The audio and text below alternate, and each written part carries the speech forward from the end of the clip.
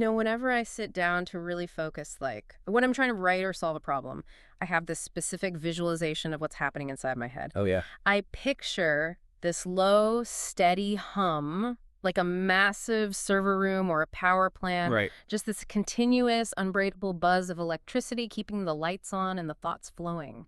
That's a really powerful image. Yeah, And it aligns with how we experience consciousness, right? We feel like a stream, continuous, unbroken. exactly. But then you sent over this stack of research for today's deep dive, specifically this new paper by Marcus Seams and his team. And well, now my mental image is completely shattered. It tends to have that effect.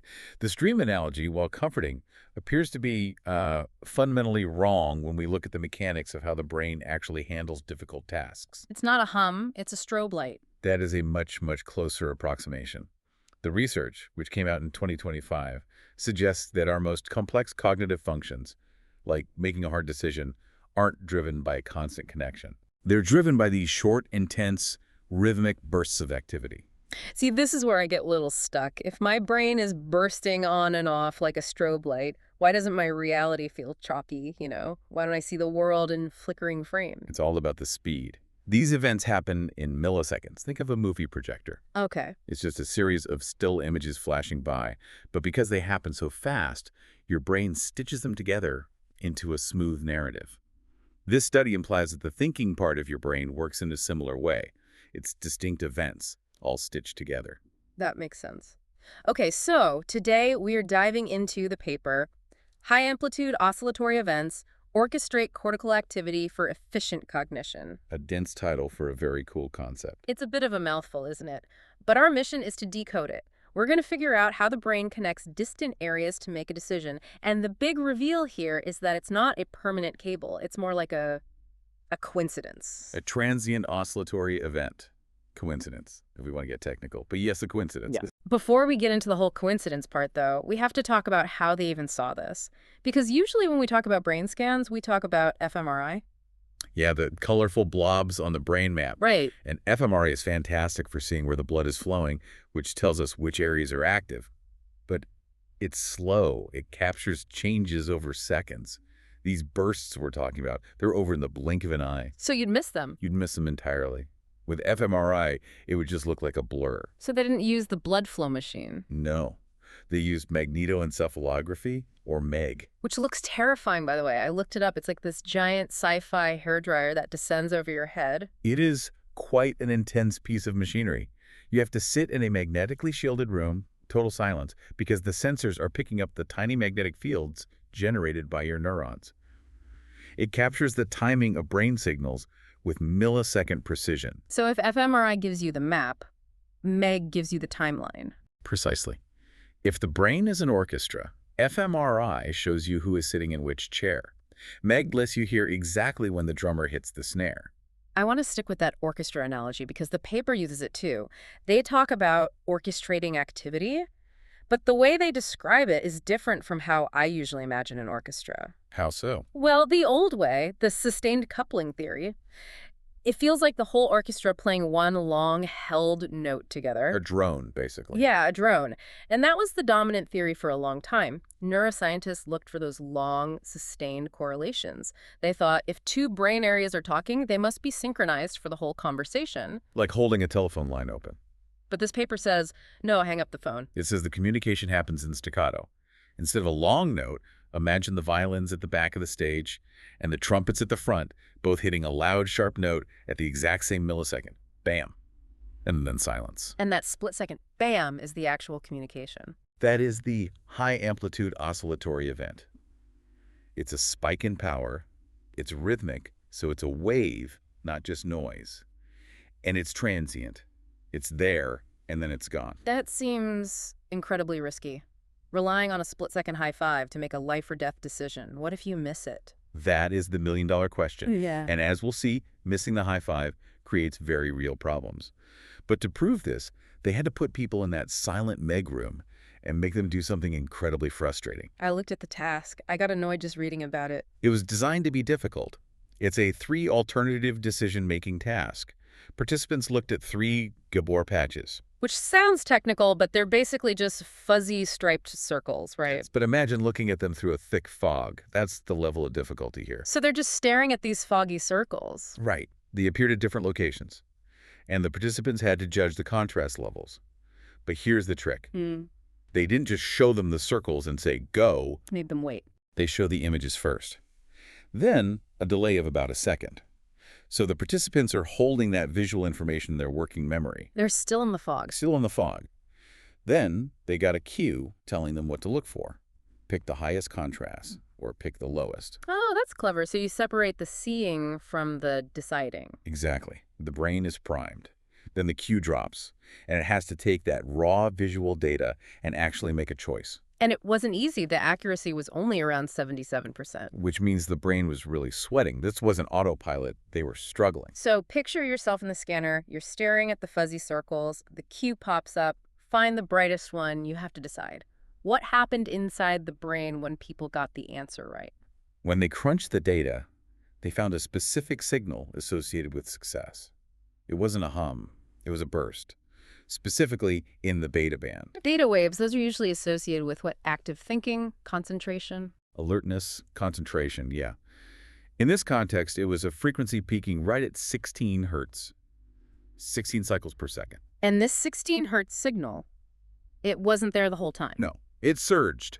Specifically, it surged 1 to 2 seconds after the instruction cue, right in the middle of that decision phase.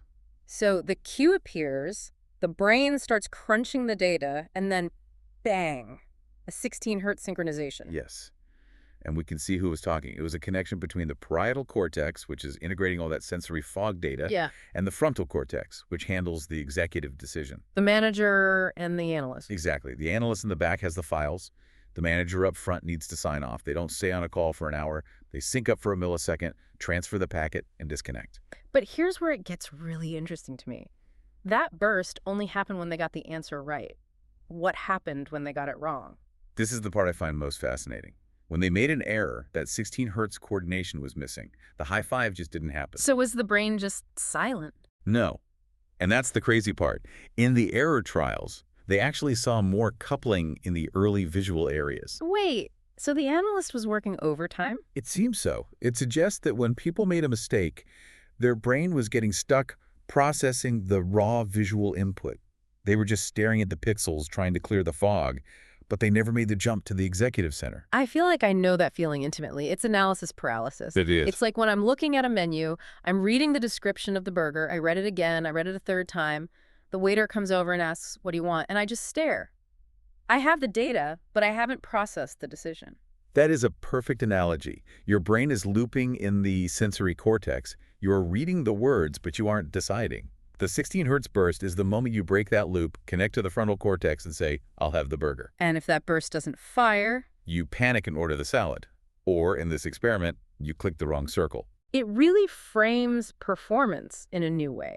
It's not about having a bigger engine. It's about the timing of the gears shifting. It shifts the focus from power to coordination. Now, the study didn't just stop at decision-making. They also looked at attention, because deciding and looking feel like the same thing, but they're totally different in the brain, aren't they? Very different circuits. They focused on something called covert attention. Which sounds like spycraft. It's a very common human ability. It's when you mentally focus on something in your peripheral vision without moving your eyes. Right, like you're looking at me, but you're actually paying attention to the door behind me. Caught you.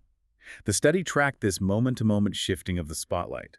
They distinguish between two actions, switching your attention to a new target and staying focused on the current one. So if I'm looking at the left circle and I want to check the right circle, I have to switch. Did that use the same 16 hertz burst? No. And this highlights just how sophisticated this system is. While decision-making rode on beta waves at 16 hertz, switching attention used theta and alpha waves, specifically between 6 and 10 hertz. Much slower rhythm. Yes, Wrong. a lower frequency. When the brain reallocated attention moving the spotlight, there was a burst of synchronization in those lower frequencies. Why? Why change the frequency? Is it just to keep the signals from getting crossed? That's a leading theory. Think of it like a radio. If everyone broadcast on 100.5 FM, it would be a mess of noise. The brain seems to use different frequency channels for different types of information. 16 hertz is the decision channel. 8 hertz is the search channel. So the brain just changes channels, like switching from channel 16 to channel 8, depending on what it needs to do. That's a great way to put it. It retunes the radio. When you need to scan the environment, you tune to theta. When you find the target and need to judge it, you tune to beta. And again, these are just bursts. You tune in, get the message, and tune out. Exactly. I want to touch on the methodology for a second, because there was a term in the paper that confused me at first. Aperiodic versus oscillatory. They sounded really proud of separating these two things. Oh, they should be. This is a big deal in neuroscience right now. The brain is a noisy place. There's always electrical activity happening. The hum, yes. But a lot of that is just a periodic noise. Think of being in a crowded bar. There's a constant roar of chatter. That's a periodic. It's random. There's no rhythm to it. Okay. Now imagine if suddenly everyone in the bar clapped their hands 3 times in perfect unison. Clap, clap, clap. That is oscillatory. It has a rhythm. It has a structure. And usually scientists just average out the sound of the whole room? Traditionally, yes. Yeah. And when you average the roar of a bar, you might miss the 3 claps. Yeah. You just see that the room got slightly louder. This study used advanced methods to filter out the background chatter so they could hear just the clapping. And that's why the burst method worked better than the sustained method. Yes.